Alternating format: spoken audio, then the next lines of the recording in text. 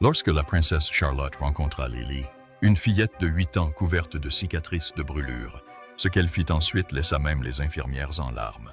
Tout commença quelques semaines avant le 2 mai, alors que la princesse Charlotte s'apprêtait à fêter son 9e anniversaire. Cet anniversaire était particulier, car il ne ressemblait pas à celui que la plupart des enfants de 9 ans imagineraient, et encore moins à un anniversaire royal.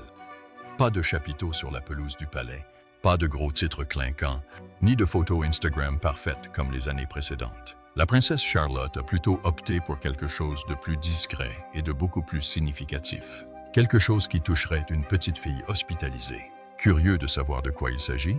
À suivre. Quelques semaines plus tôt, Catherine, princesse de Galles, avait posé à sa fille la question habituelle. Que souhaites-tu pour ton anniversaire? Mais au lieu de se lancer dans une liste, comme l'année précédente, lorsqu'elle avait demandé un coffret de dessins sur le thème du poney, une nouvelle corde à sauter et des cupcakes à la fraise, Charlotte a fait quelque chose de différent cette fois. Elle n'a pas répondu tout de suite. Pour une enfant réputée pour sa fougue et son éloquence, ce silence était inhabituel. Elle dit simplement « Je te tiens au courant » et retourna à son carnet de croquis. Catherine remarqua ce changement, mais n'insista pas. À vrai dire, Charlotte était devenue plus réfléchie ces derniers mois. Il y avait toujours eu une certaine maturité chez elle, comme ce moment de silence lors des funérailles de la défunte reine, où elle rappelait gentiment à son jeune frère la conduite à tenir au passage du cortège, lui demandant de s'incliner. Mais ces derniers temps, cette maturité était devenue encore plus profonde. Elle avait commencé à se poser des questions, non seulement sur les devoirs royaux, mais aussi sur les personnes rencontrées lors de leurs engagements, sur les œuvres caritatives soutenues par sa mère, sur les enfants qui ne bénéficiaient pas du même réconfort qu'elle. C'était subtil, mais quelque chose était clairement en train de changer. Alors, 2 semaines seulement avant son anniversaire, Catherine décida d'emmener ses enfants, George, Charlotte et Louis, pour ce qui semblait être une simple sortie. C'était une visite tranquille au Royal Manchester Children's Hospital. Cet hôpital était situé juste à l'extérieur de Londres. Au début, il s'était organisé sans annonce publique ni presse, mais grâce à leur statut, la nouvelle de cette visite a été relayée par les médias. Pour les étrangers, cela pouvait paraître un geste de routine, mais pour Catherine, cela signifiait bien plus. Elle admirait depuis longtemps la façon dont la princesse Diana emmenait William et Harry en visite privée dans des hôpitaux, des refuges et des associations caritatives. Elle ne faisait pas cela pour les prendre en photo, mais pour leur ouvrir les yeux sur le monde au-delà des murs du palais. Cette visite ne faisait pas exception. Pour Catherine, c'était à la fois une façon d'honorer l'héritage de Diana et d'aider ses propres enfants à comprendre un point essentiel. Le privilège de leur position s'accompagnait de la responsabilité de prendre soin des autres. Ce jour-là, alors qu'elle traversait tranquillement l'aile pédiatrique de l'hôpital, quelque chose changea. Surtout pour Charlotte. Elle portait une blouse jetable vert pâle par-dessus sa robe et un foulard doux noué autour des cheveux, comme le personnel hospitalier le lui avait montré.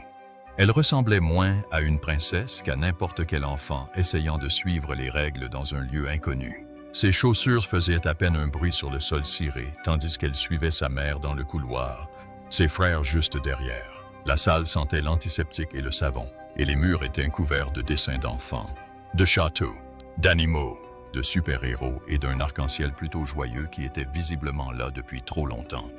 Dans la première pièce où ils entrèrent, ils rencontrèrent un garçon nommé Ethan. Il avait à peu près l'âge de Louis, peut-être 1 an de plus, un regard doux et un crâne rasé qui accentuaient la finesse de ses traits. Ethan avait perdu ses 2 mains à cause d'une septicémie à méningocoque, une infection bactérienne rare mais à évolution rapide. Il a raconté à George qu'il était en 4e année lorsque l'incident s'est produit. Selon lui, c'était une journée d'école normale, jusqu'à ce qu'il s'effondre à l'heure du déjeuner.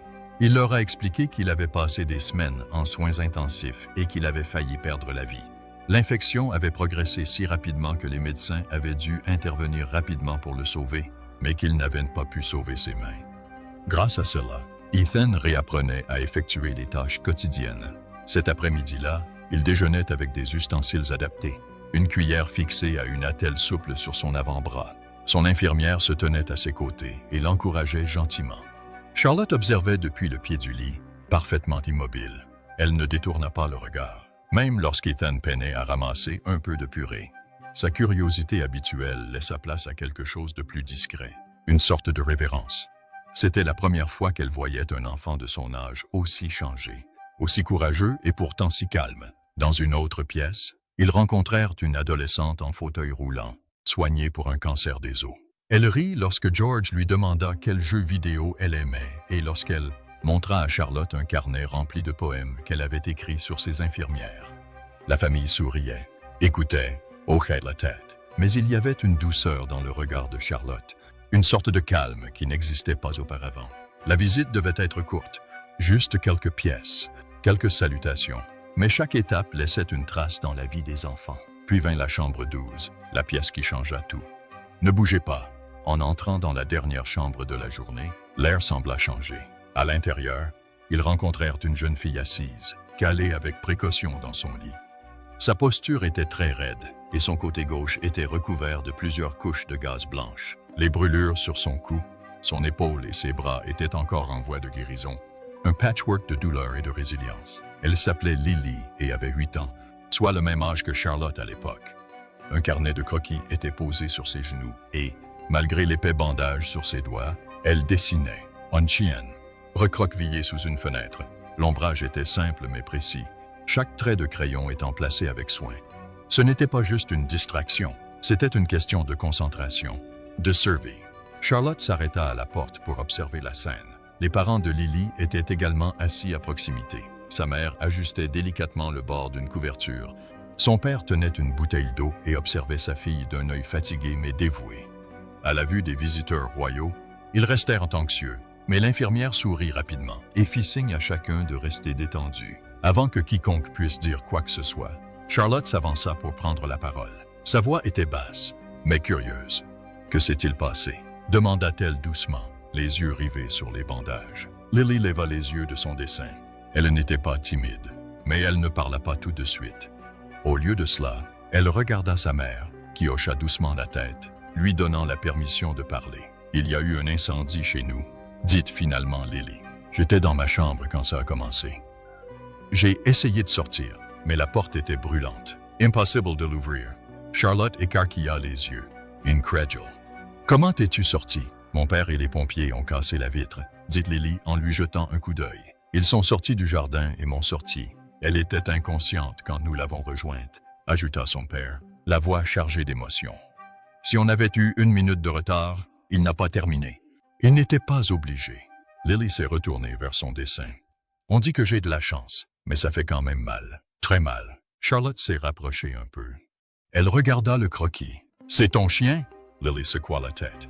Numéro. Je viens de les dessiner. J'aime les chiens. J'en ai un, dit doucement Charlotte. Elle s'appelle Orla. J'essaie de la dessiner aussi, mais je n'arrive jamais à bien dessiner les oreilles. Cela fit sourire Lily, un sourire en coin qui adoucit la tension dans la pièce. Tu dessines? Demanda Lily. Tout le temps, dit Charlotte, surtout quand je suis nerveuse. Ça m'aide à réfléchir.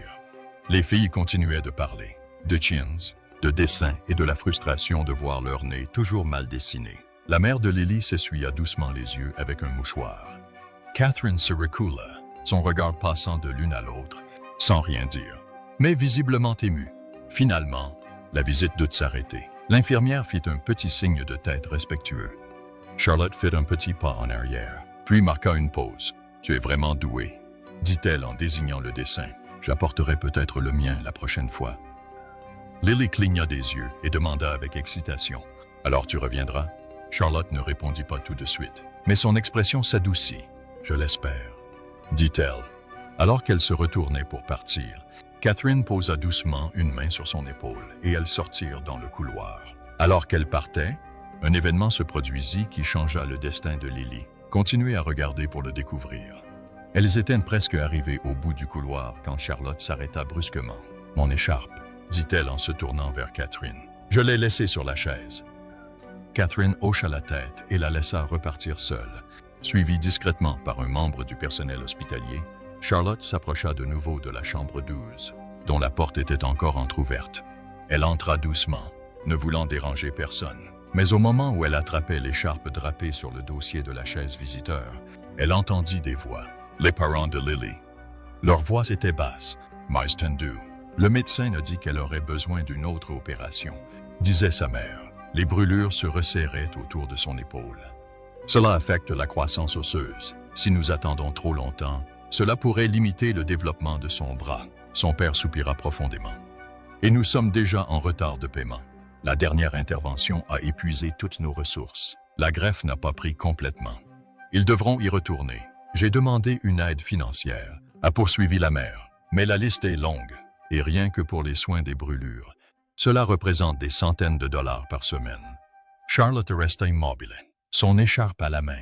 Il ne s'agissait pas seulement de douleur ou de guérison. C'était une question de temps, d'argent, et d'une fille de son âge qui risquait de ne pas obtenir ce dont elle avait besoin simplement parce que cela coûtait trop cher. Tandis que Charlotte rejoignait sa famille, le trajet de retour vers Windsor se fit inhabituellement silencieux. Charlotte était assise près de la fenêtre, ses doigts traçant des motifs brumeux sur la vitre tandis que le soleil de l'après-midi disparaissait à l'horizon. Elle n'avait pas dit grand-chose depuis leur départ de l'hôpital. George et Louis discutaient doucement derrière elle, mais elle n'écoutait pas. Elle ne cessait de prononcer à voix basse le nom de la chambre 12 et le nom de Lily. Plus tard dans la soirée, tandis que la maison retrouvait son rythme habituel, le personnel terminait en cuisine. Les garçons étaient à l'étage avec leurs livres. Charlotte trouva sa mère dans le salon. Catherine triait son courrier, feuilletant délicatement les enveloppes. Elle leva les yeux et sourit quand Charlotte entra. « Tu as oublié quelque chose ?»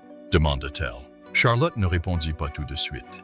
Elle s'approcha et se tint devant la cheminée, contemplant la petite flamme qui gardait à distance le froid de l'été. « Je sais ce que je veux pour mon anniversaire, » dit-elle finalement. Catherine inclina la tête. « Tu le veux ?» Charlotte hocha la tête. « Je veux aider Lily. Je veux payer son opération. » Il y eut un moment de silence. Catherine ferma le courrier et accorda toute son attention à sa fille. « C'est très gentil, ma chérie. Mais pourquoi tout cela soudainement ?» Charlotte se tourna vers elle, le regard fixé. Quand je retournais chercher mon écharpe, elle commença lentement. J'entendis ses parents parler. Ils avaient peur de l'argent. Ils ne savaient pas comment payer tout ça. Sa mère pleurait. Elle baissa les yeux, entourdant ses doigts. Elle n'a que 8 ans. Maman, elle n'arrive même pas à ouvrir correctement sa main. Mais elle souriait. Elle dessinait, comme si ça ne lui faisait pas mal. Catherine s'avança et s'agenouilla pour la regarder à hauteur des yeux. Elle a besoin d'une nouvelle opération, murmura Charlotte, car sa peau lui fait mal aux os. Son père disait que cela pourrait l'empêcher de bouger correctement quand elle serait grande. Il n'y avait pas de drame dans sa voix, juste une certitude tranquille. Catherine tendit la main et écarta une mèche de cheveux de la joue de Charlotte. « On peut parler à l'hôpital. On verra ce dont elle a besoin, » dit-elle doucement. « On verra ce qui est possible. » Charlotte hocha de nouveau la tête. « Mais est-ce que ça peut venir de moi? Ni de toi, ni de papa?